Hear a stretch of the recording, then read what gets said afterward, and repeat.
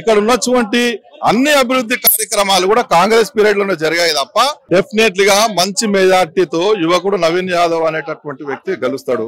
BJP చేస్తున్న ప్రయత్నం అంతా కూడా బీఆర్ఎస్ ని ఎట్లా గెలిపించాలనేటటువంటిది తప్ప ఇక్కడ సింపతి అనేటటువంటిది ఇక్కడ పనికొచ్చేటటువంటి పరిస్థితి లేదు. ఆ సాంప్రదాయం కేసీఆర్ వచ్చినాక తీసేసిండు. మైనార్టీలకు ఏదైనా పార్టీ చేసిందంటే అది కాంగ్రెస్ చేసింది. చెప్పండి, ఎన్నికకు మరో 4-5 రోజుల సమయమే ఉంది. ఉప ఎన్నికకు ఎట్లా ప్రజలు ఏ విధంగా స్పందిస్తున్నారు, ఏమంటున్నారు? ఈ రోజు గత వారం రోజులుగా సిపిఐ పార్టీగా నవీన్ యాదవ్ కాంగ్రెస్ అభ్యర్థిని గెలిపించాలని చెప్పి దాదాపు నియోజకవర్గం అంతా తిరగడం అనేటటువంటి జరిగింది. ఇక్కడ ఉన్నటువంటి అన్ని వర్గాల ప్రజలు, కార్మికులు కానివ్వండి, మైనార్టీ సోదరులు కానివ్వండి, బీసీలు కానివ్వండి, ఈ ప్రాంతం అభివృద్ధి చెందాలని చెప్తే నవీన్ యాదవ్ కాంగ్రెస్ సెక్యులర్ అభ్యర్థి అయినటువంటి నవీన్ యాదవ్ గెలిపించాలనేటటువంటి ఓ స్ట్రాంగ్ ఫీలింగ్ ఈ ప్రాంతంలో ఉన్నటువంటి యువతరానికి అందరికి రావడం అనేటటువంటి జరిగింది. మరొకటి 10 ఏళ్ల కాలంలో బీఆర్ఎస్ ఈ ప్రాంతానికి చేసినటువంటిది ఏం లేదు. ఈ మెట్రో కానివ్వండి, ఇక్కడ ఉన్నటువంటి అన్ని అభివృద్ధి కార్యక్రమాలు కూడా కాంగ్రెస్ పీరియడ్ లోనే జరిగాయి తప్ప బీఆర్ఎస్ కేవలం మాటలకు పరిమితమైంది తప్ప కమిషన్ల కోసం బీఆర్ఎస్ పార్టీ పనిచేసింది. కేటీఆర్ పనిచేశాడు. ఈ రోజు నవీన్ యాదవ్ లాంటి యువకునికి వేస్తే మా స్థానికంగా జూబ్లీహిల్స్ అభివృద్ధి చెందుతుంది అనేటటువంటి అభిప్రాయం ప్రజల్లో మాత్రం స్ట్రాంగ్ గా కనిపిస్తుంది. గత ఎమ్మెల్యే అధికార పార్టీలో 2 పర్యాలు ఎమ్మెల్యేగా ఉన్నారు కదా, ఏం చేయలేదా అభివృద్ధి? మరి అతను గతంలో తెలుగుదేశంలో ఉన్నాడు. ఆ తర్వాత ఈ రోజు బీఆర్ఎస్ పార్టీ మారడం అనేటటువంటి జరిగింది కాబట్టి అతని మీదనే నమ్మకం లేదు. నిజానికి అలా ఫ్యామిలీ నుండి పోటీ చేసిన దాంట్లో కూడా ఈ రోజు సిద్ధాంత పరంగా జరుగుతుంది. ఇంకోటి స్థానికంగా అభివృద్ధి అనేటటువంటిది దాని దృష్టితోనే ప్రజలంతా ఎక్కువ చూస్తున్నారు. ఈ 10 ఏళ్ల కాలంలో అభివృద్ధి జరగలే.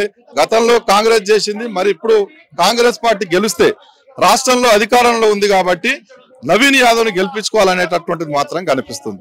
ఆ సింపతి అనేటటువంటిది మేము తిరిగినటువంటి ప్రజల్లో ఎక్కడ కూడా కనిపించడం అనేటటువంటిది జరగలేదు. అంటే చాలా పార్టీలు, ఇప్పుడు సిపిఎం కానివ్వండి, నిన్న జనసేన పార్టీ కానివ్వండి, చాలా పార్టీలు కాంగ్రెస్ పార్టీకి నవీన్ యాదవ్ గారికి చాలా సంఘాలు కూడా మద్దతు ఇస్తున్నాయి. మరి జూబ్లీహిల్స్ లో నవీన్ యాదవ్ గారు గెలవబోతున్నారు. డెఫినెట్లీ గా మంచి మెజార్టీతో యువకుడు నవీన్ యాదవ్ అనేటటువంటి వ్యక్తి గెలుస్తాడు. ఎందుకంటే ఇక్కడ ప్రజలంతా కూడా అదే కోరుకుంటుంది. యువకుడు కావాలి, మాకు ఎల్లవేళలా అందుబాటులో ఉన్నటువంటి వ్యక్తి కావాలి. ఈ జూబ్లీహిల్స్ నియోజకవర్గంలో అన్ని ప్రాంతాలతో సంబంధాలు ఉన్నటువంటి వ్యక్తి నవీన్ యాదవ్. డెఫినెట్లీగా అతను గెలుస్తాడు. ఇప్పుడు బీజేపీ నిజానికి గెలవాలని ప్రయత్నం చేస్తలేదు. బీజేపీ చేస్తున్న ప్రయత్నం అంతా కూడా బీఆర్ఎస్ ని ఎట్లా గెలిపించాలనేటటువంటిది తప్ప ఇవి అంతర్గతంగా రెండు ఇప్పుడు కాదు, చాలా రోజుల సంది ఒప్పందం ఉంది. అది ప్రజలకు అర్థమైంది. ఎందుకంటే రేపు జిహెచ్ఎంసీ ఎలక్షన్ లో మాకు బెనిఫిట్ పొందాలి, ఒకరికొకరు ఒప్పందం. ఓసారి ఎమ్మెల్యేలకు బీఆర్ఎస్ కు బీజేపీ సపోర్ట్ చేస్తే ఎంపీ ఎలక్షన్ లో వచ్చినప్పుడు బీఆర్ఎస్ బీజేపీకి చేసింది. అది ప్రజలంతా కూడా గమనించారు కాబట్టి ఆ 2 పార్టీలని నమ్మే పరిస్థితిలో లేదు. 2 పార్టీలకు ఎన్ని ఓట్లు వస్తాయో అంతకంటే ఎక్కువ కూడా ఈ రోజు కాంగ్రెస్ కు వచ్చేటటువంటి అవకాశం మాత్రం మాకు కనిపిస్తుంది. ఇక్కడ సిట్టింగ్ స్థానం బీఆర్ఎస్ కి అయినప్పటికీ ఇప్పుడు అధికారంలో కాంగ్రెస్ పార్టీ ఉంది. మరి అదేమన్నా కాంగ్రెస్ పార్టీ కలిసి వస్తుంది? ఇప్పుడు కంటోన్మెంట్ ఎలక్షన్ లో మొదట గెలిచినటువంటిది బీఆర్ఎస్ పార్టీ, ఆ తర్వాత కాంగ్రెస్ గెలిచింది. అంటే పరిస్థితులకు అనుకూలంగా ఇప్పుడు రాష్ట్రంలో కాంగ్రెస్ పార్టీ అధికారం ఉంది. ఈ ప్రాంతం అభివృద్ధి చెందాలని చెప్తే కాంగ్రెస్ పార్టీ నవీన్ యాదవ్ కోటేయాలనేటటువంటి ప్రజల్లో క్లారిటీ అనేటటువంటిది ఉంది. ఆ గత ఎలక్షన్లకి ఇప్పటికి డిఫరెంట్ ఉంటది. ఇప్పుడు ఎమ్మెల్యే ఎలక్షన్లు వచ్చినప్పుడు బీఆర్ఎస్ ఫస్ట్ ప్లేస్ వస్తే ఎంపీ ఎలక్షన్లు వచ్చేసరికి కాంగ్రెస్ ఫస్ట్ ప్లేస్ ఉంది. ఇక్కడ ఎంపీ ఎలక్షన్ లో ఈ నియోజకవర్గంలో కాంగ్రెస్ ఫస్ట్ ప్లేస్ ఉంది. అదే ఊపుతో ఈ రోజు అత్యధిక మెజార్టీతో గెలుస్తాడు అనేటటువంటిది మాకు ఉన్నటువంటి అభిప్రాయం. ప్రజల్లో కూడా అదే కనిపిస్తుంది మేము తిరిగితే. కానీ బై ఎలక్షన్లు లేదా సింపతి అనేటటువంటిది ఇక్కడ పనికొచ్చేటటువంటి పరిస్థితి లేదు. ఆ సాంప్రదాయం కేసీఆర్ వచ్చినాక తీసేసిండు. చాలా మంది అట్లా అయినప్పుడు మేము పోటీ చేసి డబ్బు బలమో మంద బలమో పోలీసు బలంతో గెలవాలని అయితే పద్ధతులు అనుకున్నాడు. ఈ రోజు కాంగ్రెస్ పార్టీ కూడా సిద్ధాంత పరంగా ఈ అభివృద్ధి, హైదరాబాద్ లో మెట్రో తెచ్చింది ఎవరు, ఇక్కడ ఫ్లైఓవర్ తెచ్చింది ఎవరు, ఈ హైదరాబాద్ గంగా జమున తైరిక్ అంటారు కదా, అట్లా హిందువులు, ముస్లింలు, బీసీలు అందరికి న్యాయం జరగాలని చెప్తే కాంగ్రెస్ పార్టీ రావాల్సినటువంటి అవసరం ఉందని కాబట్టి మేము ఈ రోజు సిపిఐ పార్టీగా కాంగ్రెస్ కు పూర్తిగా మద్దతు ఇవ్వడం అనేటటువంటి జరుగుతుంది. గతంతో పోలిస్తే గతంలో అభివృద్ధి చేసింది. ఇప్పుడు ఇక్కడ కూడా మీరు చూడండి, ఉన్నటువంటి ప్రాంతాలలో అన్నిట్లో కూడా మీరు ఈ జూబ్లీహిల్స్ నియోజకవర్గంలో ఎక్కడ ఉన్నాయి అక్కడ సమస్యలు అనేటటువంటిది బీఆర్ఎస్ ఎమ్మెల్యే ఉండేది. కానీ ఏమీ లేనటువంటి ఓల్డ్ సిటీ లాంటి ప్రాంతంలో కూడా మెట్రో లైన్ వర్క్ మొదలు పెట్టింది కాంగ్రెస్ హైదరాబాద్ నగరంలో. అంటే హైదరాబాద్ లో పీజేఆర్ ఉన్నప్పటి సంది కనుక తీసుకుంటే ఇక్కడ ఎప్పటికీ ఇది ఖైరతాబాద్ నియోజకవర్గంలో ఉండే ఈ ఫ్లైఓవర్లు కానివ్వండి, లేకుంటే ఇక్కడ మెట్రో రైలు కానివ్వండి, ఇదంతా కాంగ్రెస్ చేసినటువంటిదే. ఇప్పుడు ఇక్కడ ఉన్నది బీఆర్ఎస్ కాబట్టి అతను నిజానికి ఇంట్లో ఉండి కమిషన్ల కోసం పనిచేసినటువంటి వ్యక్తే తప్ప అతనికి ప్రాంతం మీద అవగాహన లేదు గతంలో ఉన్నట్టు ఎమ్మెల్యే కూడా. అదే నవీన్ యాదవ్ తీసుకుంటే పూర్తి ఈ ప్రాంతంలో అవగాహన ఉంది.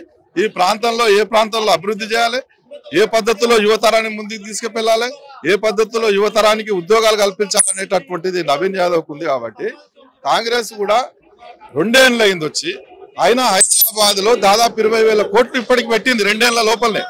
మళ్ళీ బీఆర్ఎస్ పెట్టలే. బీఆర్ఎస్ చేసింది అంత ఏంటంటే ఇక్కడ ఉన్నటువంటి మల్టీనేషనల్ కంపెనీలకు తీసుకుదేవడం, కమిషన్లు మాట్లాడుకొని కమిషన్లు తీసుకున్నాడు కేటీఆర్ తప్ప హైదరాబాద్ లో చేసింది ఏమీ లేదు. నిజానికి ఫ్లైఓవర్ కాంగ్రెసే, మెట్రో ఫ్లైఓవర్సే. ఇక్కడ ఏమన్నా మల్టీనేషనల్ కాంప్లెక్స్ కట్టిందంటే అన్ని కూడా కాంగ్రెస్ పార్టీ. అది ప్రజల్లో ఉంది, మేము ప్రజల్లో దగ్గరికి తీసుకెళ్తున్నాం. కాంగ్రెస్ కి బీఆర్ఎస్ కి డిఫరెంట్ ఏంది, బీఆర్ఎస్ బీజేపీ అంతర్గత ఒప్పందం ఏంది అనేటటువంటిది ప్రజలకు తెలియజేస్తున్నాం. కాబట్టి ప్రజలు సానుకూలంగా స్పందిస్తున్నారు.